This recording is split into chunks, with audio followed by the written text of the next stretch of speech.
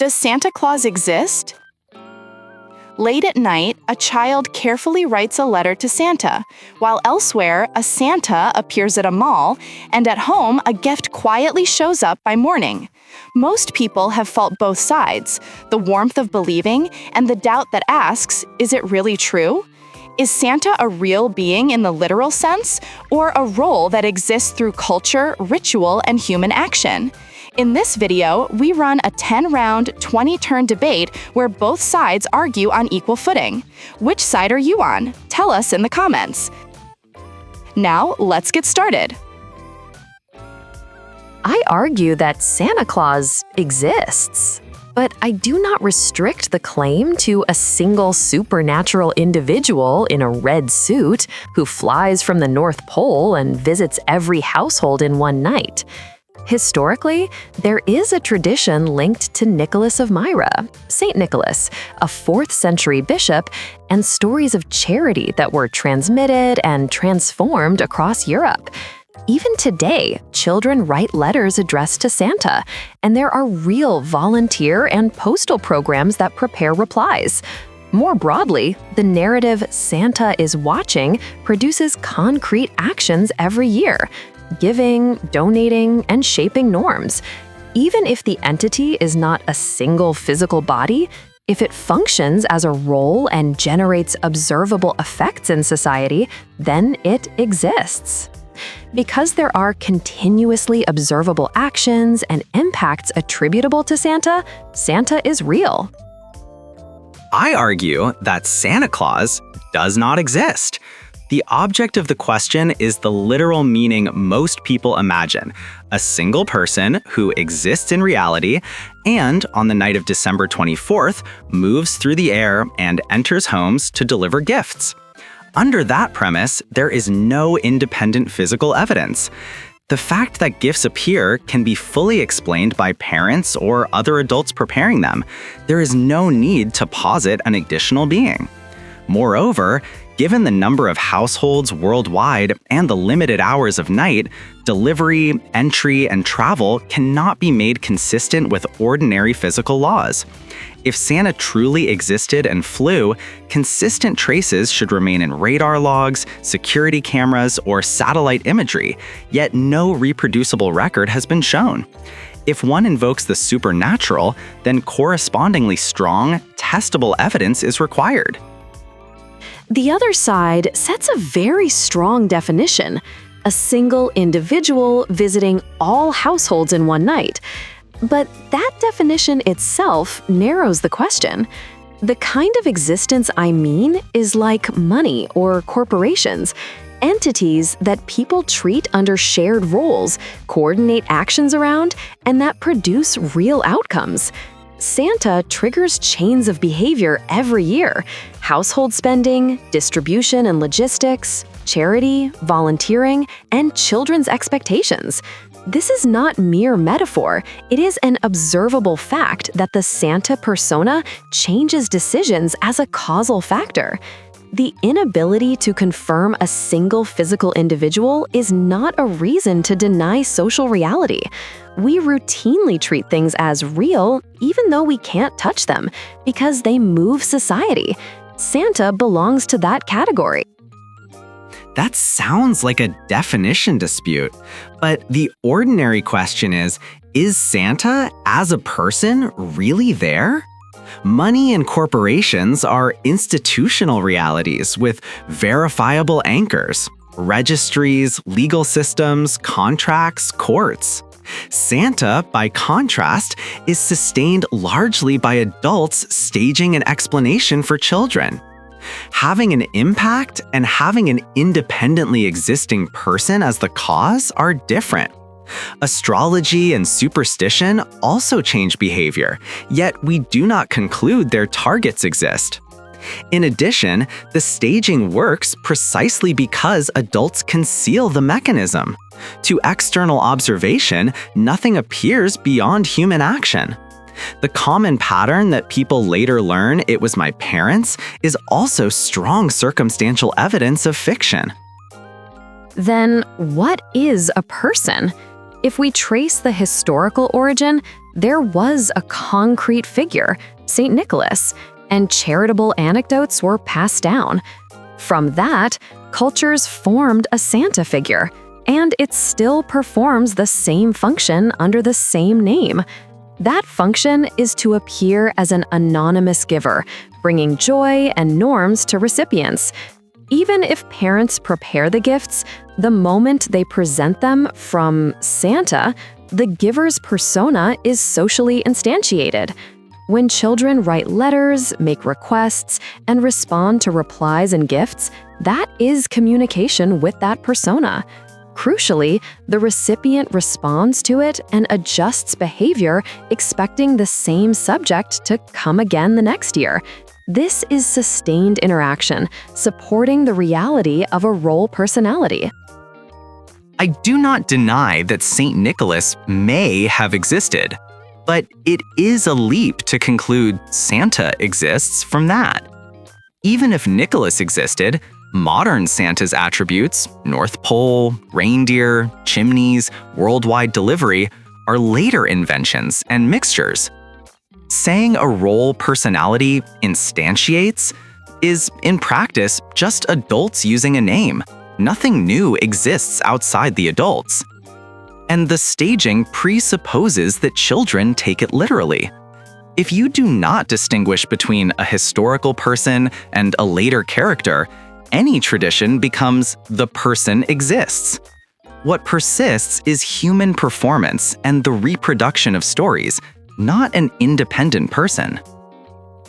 I am returning the discussion to observable facts. Every year, gifts are prepared in Santa's name. Charity events have people dressed as Santa collecting donations. Companies run promotions themed around Santa. These are tangible actions, evidence that Santa appears in reality as a role someone actually plays. Your demand for independent physical evidence is a natural science frame aimed at identifying a single body. But human society also has phenomena where multiple carriers share a single persona. Even if the carrier changes, if the name and ritual are the same, it functions for recipients as the continuation of the same subject. The name Santa is the key that reboots that shared persona each year. Without adding new physics, Santa exists can be an accurate description of a real role. That accurate description is the problem. The sender of an anonymous donation is simply a donor. The proper name Santa generally refers to a specific fictional character. Shared personas are explainable via masks, stage roles, or character marketing. You do not need additional ontology like Santa exists. By Occam's razor, if human actions and story transmission suffice, it is more rational not to posit an extra subject. Moreover, saying Santa exists blurs the line between literal belief and staged fiction. In contexts where children believe literally, that ambiguity reinforces misunderstanding.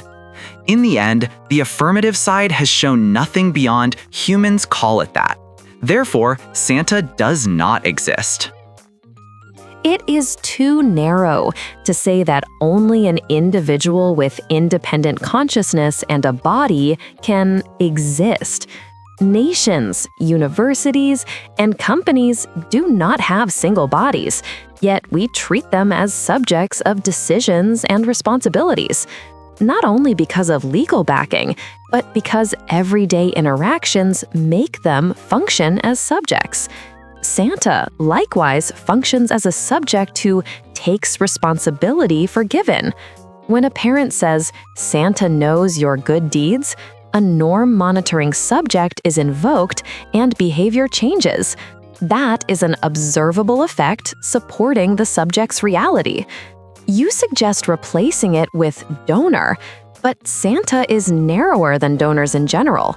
It is a role name with specific seasonal norms and narratives.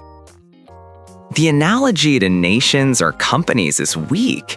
Those entities have official procedures and records, representation, decision points, accountability, and traceability. Santa lacks such traceability, and indeed, the story's core is that Santa cannot be tracked. Behavioral change also occurs under fiction. People restrain themselves, believing heaven is watching or karma will punish, but we do not conclude that heaven or karma exists as an external agent. Inferring existence from effects is mistaken when the causal path is psychological. Claims of existence need evidence in the external world beyond psychology. If you call untestable subjects real, the distinction between reality and invention collapses. If you want external world evidence, what exists externally is a network of actions based on a story. Gifts appear after children sleep. That is an external event. You explain it as parents' actions, but the crucial point is that parents intentionally erase their own names and give under Santa's name. That choice of attribution is not decorative. It changes the meaning of the gift. Through anonymity, recipients more readily experience the gift as unconditional goodwill rather than a conditional transaction. Here, Santa functions as a mediating subject carrying goodwill, affecting family relationships and moral education. Because these external actions recur and become institutionalized, Santa objectively exists within society. What exists in the external world is that parents place gifts while misattributing the sender. That meaning affects a child's psychology, but that is, the Santa story has this effect, not Santa exists. You are sliding an ontological claim into a discussion of educational technique. Misattribution is obviously not evidence of existence. Writing letters under a novel character's name does not make that character real. Also, the more a subject relies on anonymity and invisibility, the more it functions as a shield against verification. That is not support for reality, but a device to avoid accountability. Your claim amounts to the Santa concept is useful, not that Santa is an independently existing person. I am not only talking about usefulness. Exists, doesn't exist, can also ask whether the referent is established in reality in some form. Santa appears every year at a fixed time with a specific symbolic system and ritual and is synchronously observable across the world. That scale goes beyond isolated household performance. Anthropologically, it is close to an institution. If an institution exists, it is natural to treat the subject it posits as existing within that social world. Moreover, Santa is not merely a character in a story.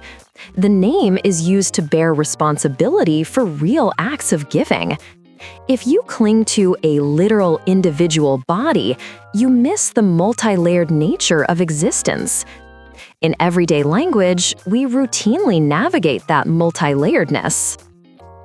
I do not deny that culture and institutions exist, but in Japanese, iru typically refers to living beings or personal individuals, and is Santa there arises precisely because children believe in Santa as a real individual.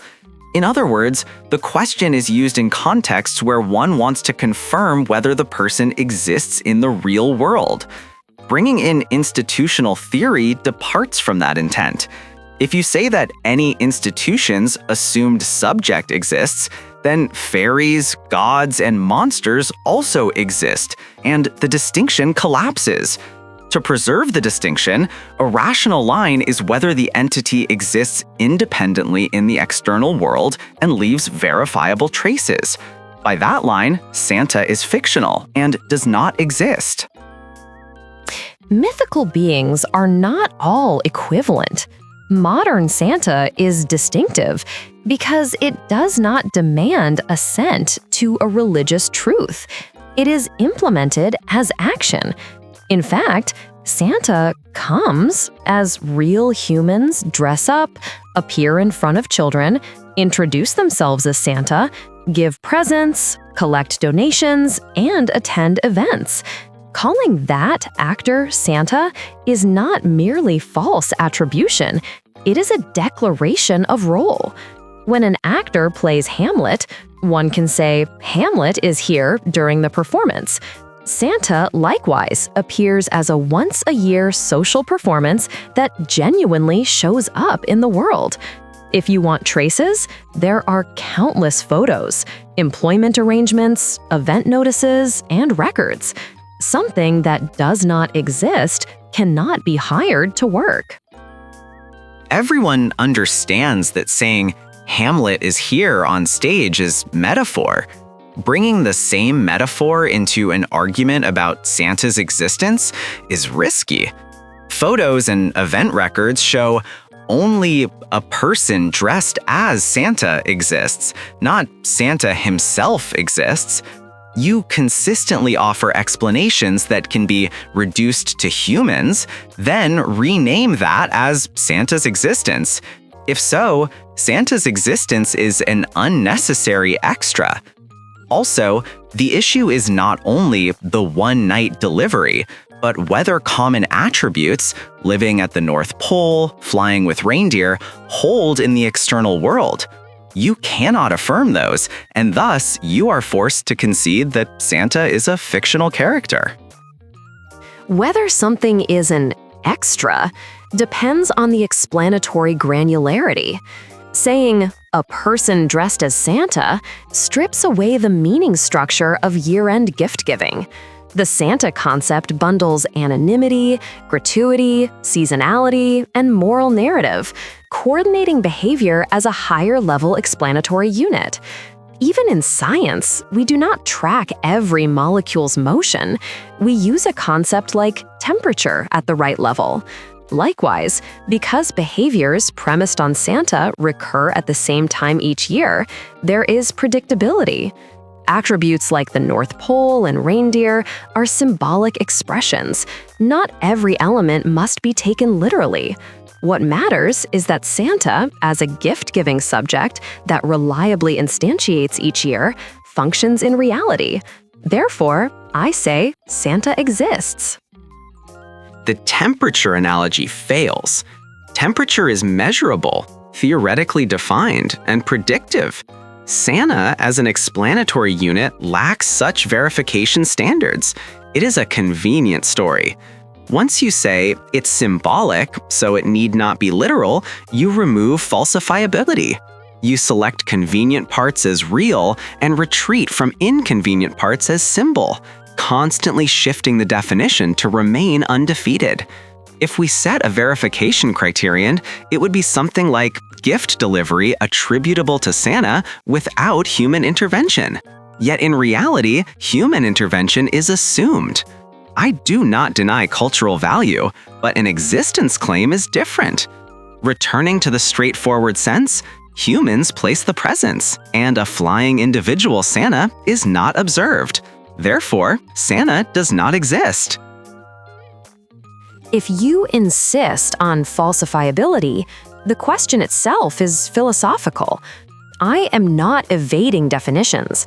I am distinguishing types of existence to match observable facts. Santa exists not as a single biological individual, but as a socially shared personified role that is repeated. Roles persist even as carriers change, and in that sense can outlive individuals. This is not myth in general.